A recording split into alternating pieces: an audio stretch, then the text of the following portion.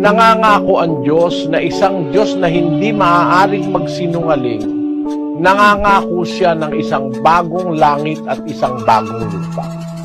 Pero ang bagong langit at ang bagong lupa ay isang lugar na tinatahanan ng katwiran.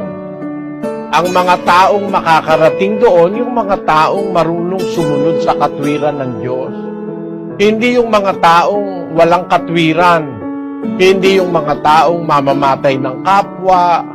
Hindi yung mga taong masama ang kalooban sa kapwa. Hindi yung mga taong rebelde sa paningin ng Diyos. Yung mga taong yon, paparusahan po ng Diyos yon. Pero yung mga taong susunod sa Diyos, yon ang magkakaroon ng pagkakataon sa buhay na walang hanggan sa bagong langit at sa bagong lupa. Yan po ang mensahe ng Biblia, mga kababayan.